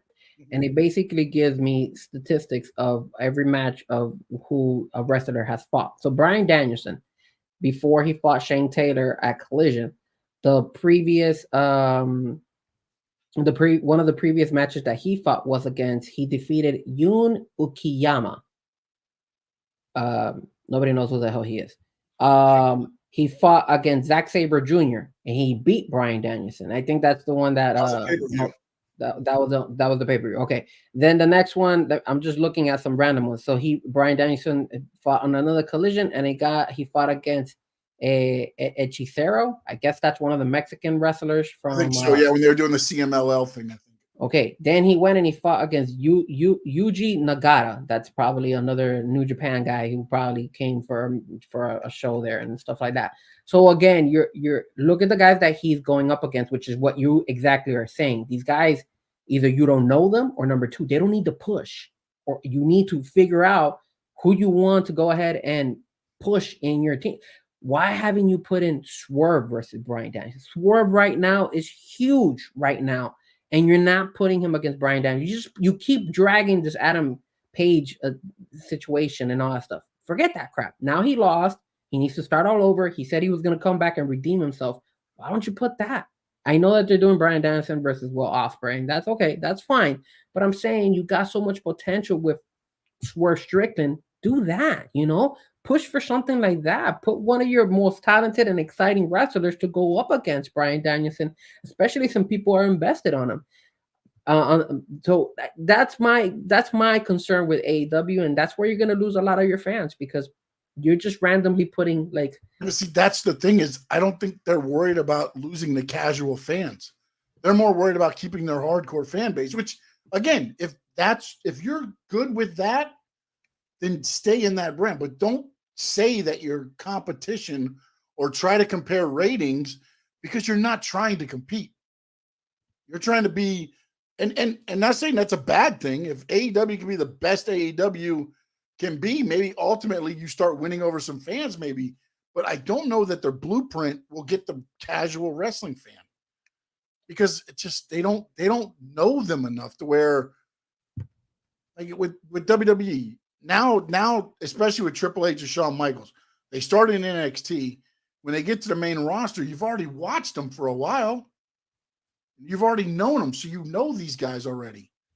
And I think that's where AEW, again, with the dark and elevation that they had, I think that was a good proving ground show for them, where you could build up some people to bring in the Dynamite to lose, because they'd win some on dark and elevation, so it made it look like, they're better than maybe what they were as far as their plans and everything. But then it just doesn't make sense, man. And I'm looking at some of these matches, man. And look, I forgot, but Bryan Danielson did fight against Swerve back in the day, back early. Before Swerve got the big push. Yeah, and then and he's fought multiple guys over and over. He fought Andrade El Idolo more than once before he left to WWE. He's fought in Daniel Garcia a couple times as well. He fought Eddie Kingston in the Continental Classic Blue League semifinal, and then we had him again in the pay-per-view. So it's like, dude, it's the repetitive stuff. Like, come on, man. Like, just bad booking, bro. Bad booking. Well, I think it goes back to where, and I keep always looking at the fact when Cody left. He always said, we weren't on the same page. And I look at what it is now to what it was then. And it was everything wasn't storyline driven, but there was a hell of a lot more storylines when Cody was involved in there than there is now. Yeah. So, and then Cap for Life in, he says AEW wants to go the ECW route perhaps. I think at times, yes, but at times I don't, man. It's rough to me, man, watching some of that stuff. I just like that Darby spot. And then when he went through the glass and then, and he rolled over and it was just the blood just started coming out like a horror movie. Yeah, that was I was like, is that guy okay? But hey, you know what? Let me tell you something though. And kudos to AEW, and the news came out afterwards, of course. But they had a stunt. There was a reason that everything went down the way it did. They had a stunt coordinator come in, and they actually did the spot with the stunt coordinator, so they knew exactly how the chairs had to be, so that he went through with the glass and everything else. So at least they took precautions, because again, if you remember, the ones setting up the chairs and the glass were Sting's sons. They set up the table and the chairs and the glass and everything there. So they did a great job there. And then Darby took the spot, which, my God.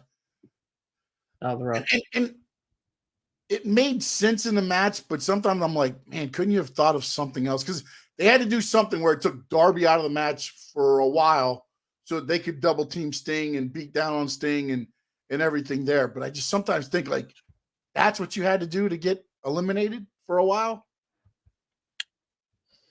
Yeah, man, it was rough to watch. I mean, I was looking at it and I was like, what is going on here? And I was telling my brother and I was telling a couple of my friends, I was like, are you guys watching this? Because this guy is going through some crazy stuff. He almost died out there. And I mean, kudos to them. Like you said, at least they got their somebody to work on it beforehand, but it was still pretty bad. Sure everything was done. But I mean, I don't know that they knew how, because it looked like somehow one of the piece of glass didn't shatter the way they thought, and it ripped a big hole in the upper shoulder of Darby, because that area was very tore up.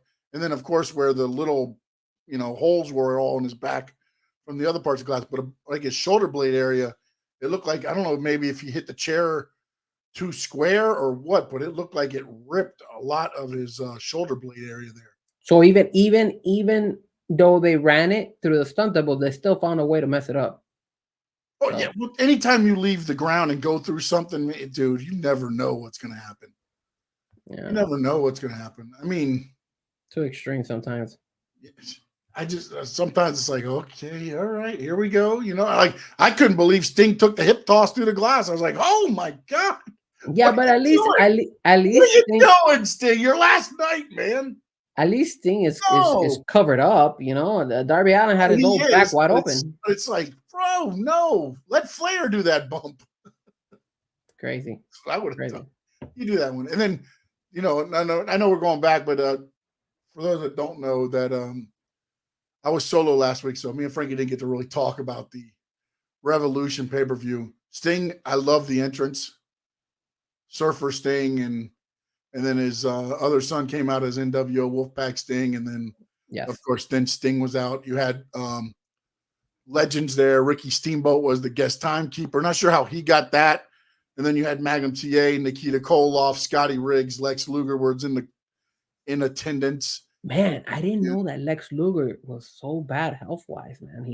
He's been in like wheelchair for feels like 10 years, close to 10 years. When I saw him, I was like, man, I was like, damn, I didn't know he was that bad health-wise. I was like, damn. So he had like a stroke or a heart attack, and he got in the wheelchair and just never. So it's been rough. I don't know. Have you watched any of the Dark Side of the Rings that are out now, the new ones? I haven't seen the new ones. I saw some of the old ones. They had one on Tenta, and they had one on wait, they had one on Penta? Tenta, John Tenta. Earthquake. Okay. And who was the last one? I gotta watch it. I did notice it, but I haven't clicked on it. No, I'm getting them mixed up. It was Tenta, and then the one coming up is Bagwell. But then they did the WWE Legends with Scott Hall. I saw the premiere. I saw the preview of that one, but I didn't watch it. Dude, you're talking. To watch it? Yes, man. And there's so much stuff that like I didn't realize, man, about him. Wow. Like, what's funny is I watched him when he was in AEW, and it was Scott Hall with the curly brown hair, the mustache, and he was like a country guy. And then I saw him here in Florida, and they called him Scott Gator Hall. Wait, you said AEW. AWA. I'm sorry, AWA. Sorry. Oh, okay. And what's funny is Diamond Dallas Page changed his look. Wow. Because he's like, you got to get rid of the Tom Selleck mustache. You got to get rid of. He looked like a Tom Selleck stunt double with muscles. That's like funny. a steroid Tom Selleck stunt model, the old time Scott Hall. So then he got rid of the mustache. He grew his hair out, slicked it back, and then he became the Diamond Stud, which I remember that, the Diamond Stud. And then Kevin Nash was Oz at that time in WCW. Just if you look back at what WCW had, like they had those guys and couldn't do anything with them. And Stone Cold, and at the time Steve Austin, all those guys were there. Yeah. And they had to go to WWE to become the stars to return back to WCW. Yeah, man. And then, but when you, I don't want to ruin the documentary, but when you watch it, it's like, it pulls at your heartstrings, man. It pulls at your heartstrings. Wow, I'm gonna watch it. I'm gonna watch after the show, or maybe later tomorrow or something. But I gotta watch it this week. I'm telling you now, when you guys watch it, it's gonna like, man, dude, there's a lot there to like just take in. Like, just didn't know all that stuff about him, man. Yeah. Let's cool. see. I was all in on Sting taking that bump, go out swinging, F it so much.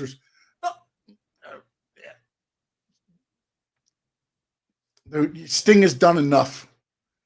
Sting could have stood in the middle of the ring and they could have ran around him the whole match, and I'd have been like, great job, Sting.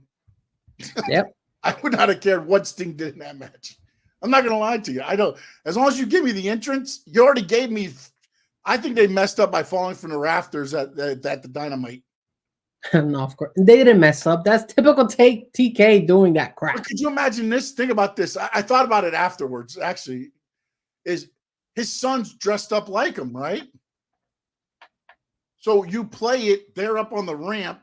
They're calling for have Darby up there. They're calling for the Bucks to come. The Bucks start charging up the thing. You drop them from the rafters there. And now, bam, at the pay-per-view would have been the perfect time. But again, I don't know what the setup is there and all that. So, but man, I wanted to see it. They gave it to me, so I don't care either way. Yeah. But I thought, again, it's let's put everything on Dynamite. And I heard that the AEW never went to WWE to get some of the film of him. I've heard both ways. I've heard they didn't ask, and I've heard that WWE said no. But it is what it is. I'm leaning a little bit more on AEW not asking. They probably didn't ask, thinking that they would get a no. I'm my guessing. Yeah.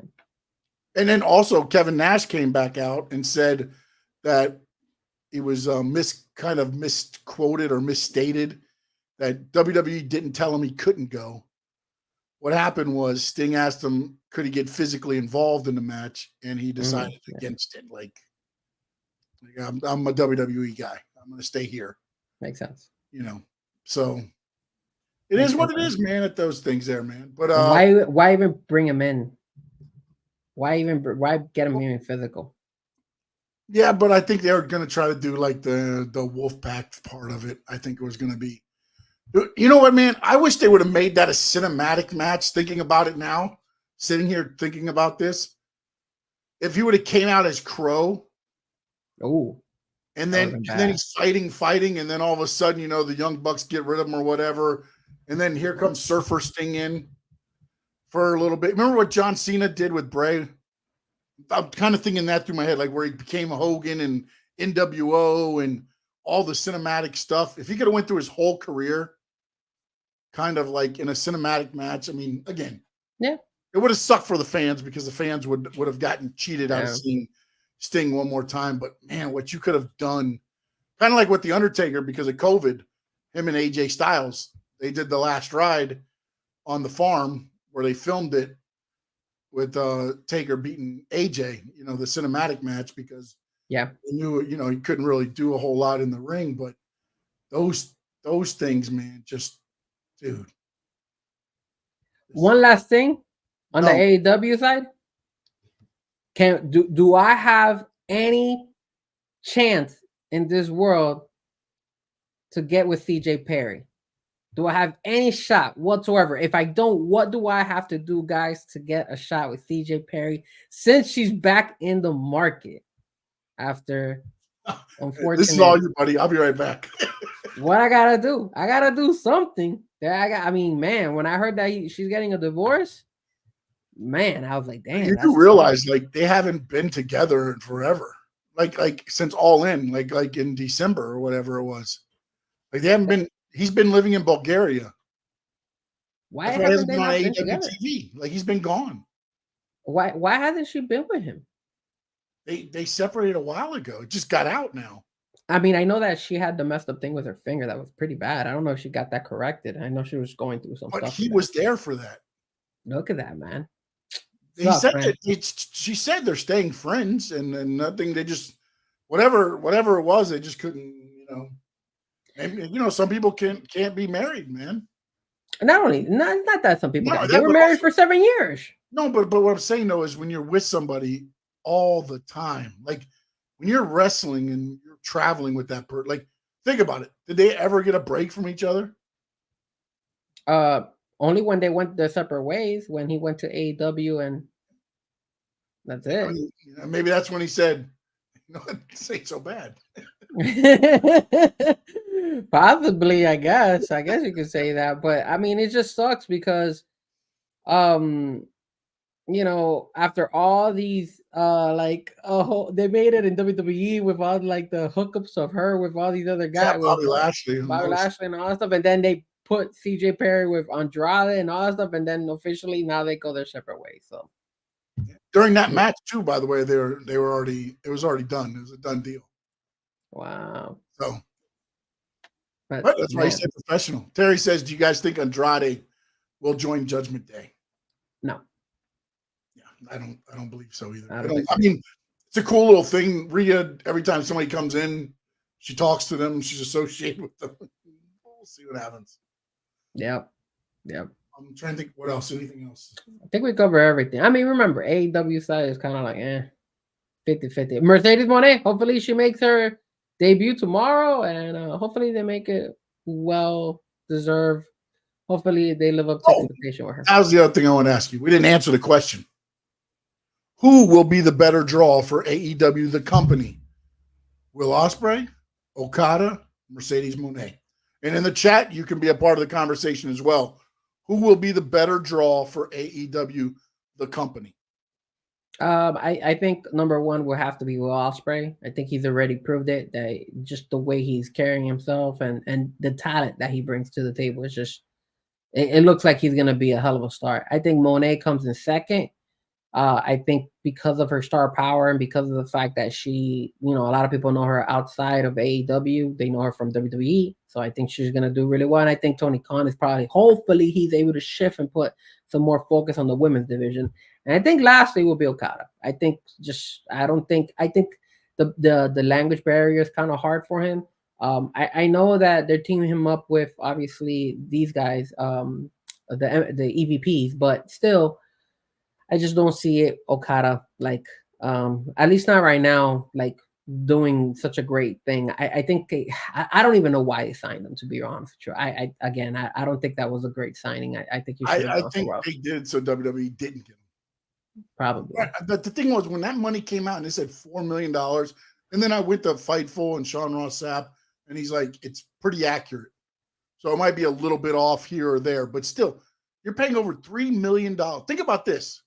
Cody Rhodes left and went to WWE for $3 million a year. He's gotten an extension since then, so I don't know if he's gone up or whatever, but that's what he left for. And now you give Okada $4 million. And remember, WWE, when they were thinking about putting Okada into WWE, they weren't even going to bring him to SmackDown or Raw. They were thinking about putting him in NXT. Yeah, they put everybody there first, though. So that goes to show you how WWE knew that you can't just bring him immediately to the main roster. You need to build him up. You've got not only that too, but like I always say with WWE is you have to learn to wrestle the WWE way. You might be a superstar, but you have to learn to wrestle the WWE style. And it is different. It is way different. It's slower. It's more methodical. It's allowing the fans to register each move. Bam, I punched him. Reaction. Bam, I punched him again. Reaction. That's where sometimes I think AEW gets going a little bit too fast. You can't register the moves. Are the moves great? Fantastic. Out of this world. But if I'm still going, ooh, from this, and you're already doing 3 different moves, I can't register on everything. You know what I'm saying? And that's where like you have to learn the WWE style. And that's why they sent him to NXT first. What about stay there forever? No, he'd probably only stay there for a month or 2. Yeah. Because what they do is they would do the live events and they would send down whoever his first opponent is probably going to be. So they'll send Sami Zayn down to take on Okada at the live events so that Okada starts wrestling those guys to train him how to work the WWE style. Because Okada can wrestle. I mean, that everybody that makes it to that level that has been out. Now, again, I know they got the NIL guys that come from college that need some work, but, you know, your Okadas, your Adam Coles, your Roderick Strongs, all the guys that have been through NXT were to go through, well, those guys were there because they were small and Vince was in charge. But now you're going through to learn the WWE style and then to make it up your progression. Yeah, but to ask you the same question, what do you think? What would you rank those asked 3? Me before I saw Will Ospreay, I knew he was good. I would have said Mercedes Mone, but I agree with you now after watching Will Ospreay and watching how he interacts on social media with the media and everything else. I think if Tony Khan and them allow him to be, he could be the face of AEW with MJF being the antagonist. And then you have Kenny Omega if he can come back. I know he had another supposed setback. I don't know if that's a work or if that's a thing because of everything going on with the way they're doing the elite thing now. But if he did take a setback, I wish him well and he gets back soon.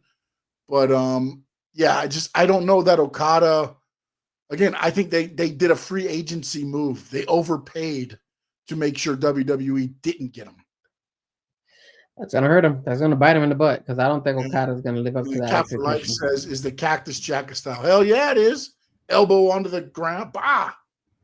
Would you consider it Attitude Era? Yeah, Cactus Jack was. I mean, Cactus Jack wasn't the Attitude Era. Big Fo Dude Love was Attitude Era.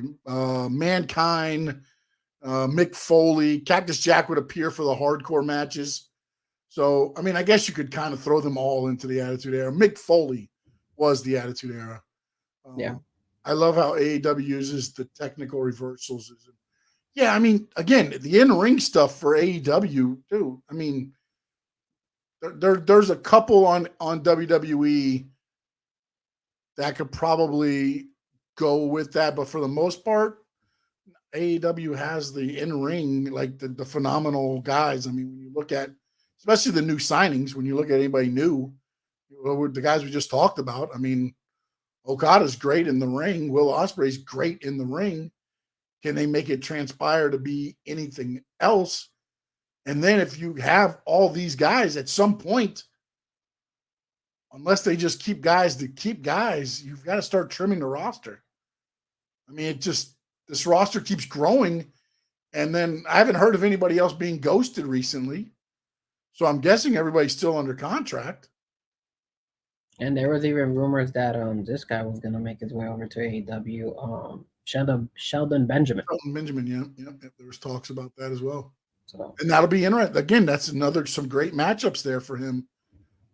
Matchups. I don't know if you got storylines. That's the thing. It's like matchups. You have a lot of dream matchups for Shelton Benjamin, Kenny Omega, Okada, Will Ospreay, Bryan Danielson, Jon Moxley. You throw those guys in, you have great matchups you want to see. There's no stories. So it's just the match. Like, boom, once you get the match, it's like, okay. And then Cat for Life says AEW needs to beef up. Yep, I agree, more heavyweights. That's the problem, though, Cat for Life is, and we talked about it, I think, 2 weeks ago, is the big guys in AEW is what little guys are in WWE back in the day. Vince didn't like little guys, didn't know how to use little guys. Tony Khan, so far, doesn't look like he knows how to use big guys, and it doesn't look like he knows how to use big guys. No news on Jacob Fatu. Nothing there. So TK, no doubt says TK reads children's books. He isn't familiar with the story. Dude, if somebody comes out as one fish, two fish, if that's the tag team this week on Dynamite at Big Business, we'll know what's going on there.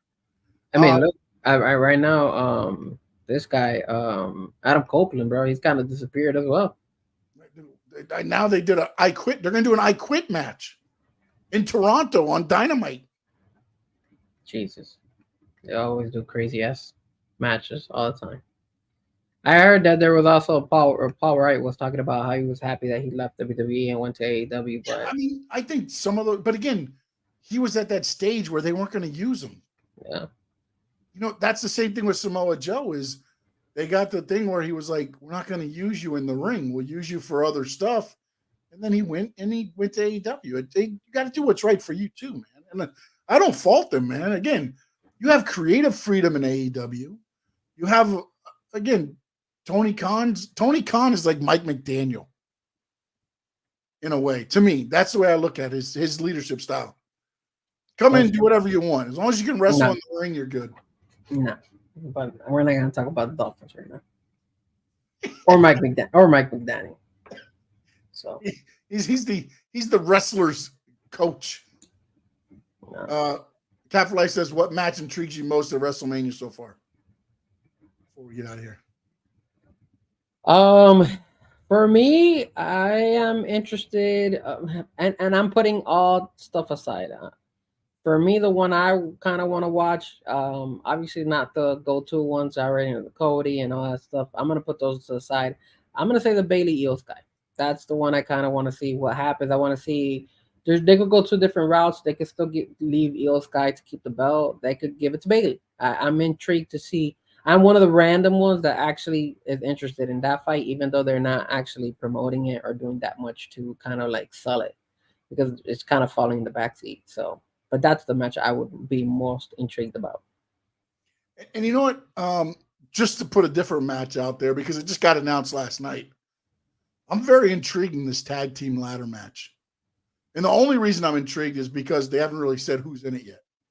Maybe as they start introducing, because I look at it and I say, are there 6 tag teams that they can throw in this match? Like, who are the tag teams they're going to throw in here? R-Truth and Miz, baby. I saw him in the promo. Awesome Truth, baby. R-Truth. But I mean, when you look at some of the other tag teams, I mean, maybe that's Chad Gable and Otis go in there. I'm just trying to think, like looking at it at the thing. Johnny Gargano and Ciampa.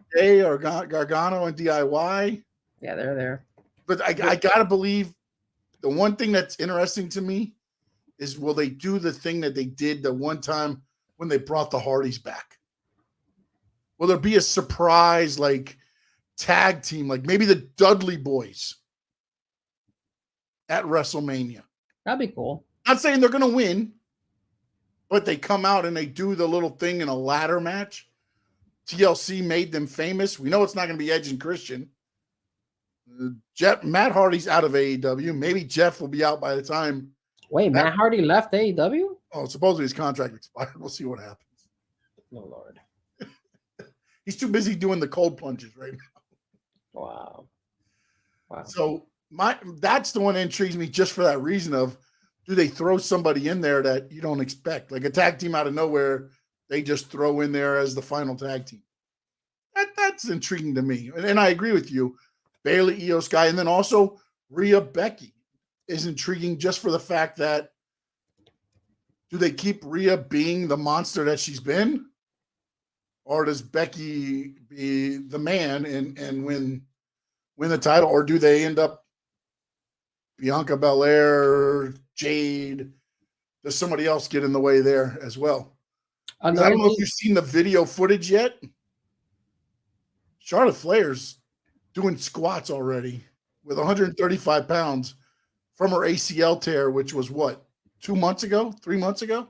Yeah, that girl's amazing, man. So, I mean, I don't know if she's going to be ready or not, but it's looking pretty good. Like, maybe she'll make an appearance as well. So those are the intriguing parts is who gets involved. And the only thing that intrigues me most about the Cody and them stuff is what Samoan dynasty members do they bring in, or what backup do they bring in for Cody and Seth? Are they going to, because if you watch Cody last night, I believe, if I watched it correctly, he did the Too Sweet. Wow. And then he pointed to the WrestleMania sign. So he was a member of the Bullet Club in Japan for a while.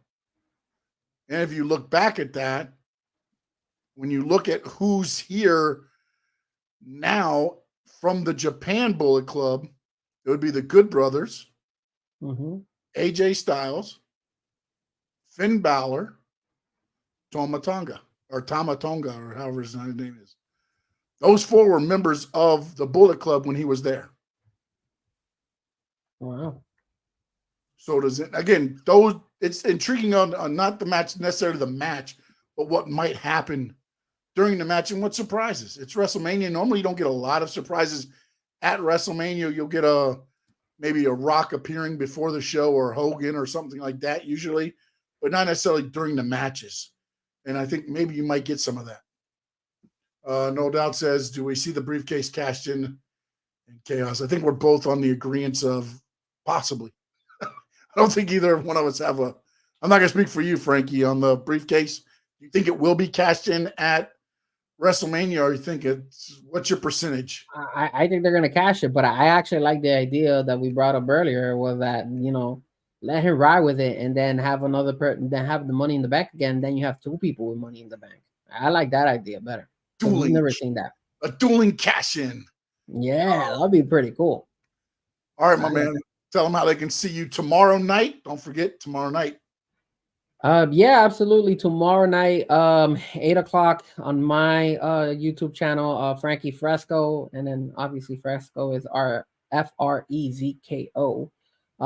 It's me and my brother. Let Me Talk to You podcast. We stream it on YouTube, on Twitter, on X. Well, I keep saying Twitter and X. Jesus. It's the same thing. Same thing. Twitch. We do all that, and then I'm gonna do it. I feel like I'm gonna go ahead. So after the show, guys, if you guys want to go ahead and turn into the Twitch side under my Twitch channel, I am gonna be streaming, but I'm not gonna be doing a podcast. This is more music. You guys know I'm a DJ, so I'll be streaming some music. Give me about 20 minutes, maybe 20 minutes, 15, 20 minutes to set up, because I got to move this computer over there. And then I'll stream for like about an hour or two. Last time I streamed on Wednesday. I'm going to switch it up. I'm going to stream a little bit today, Tuesday.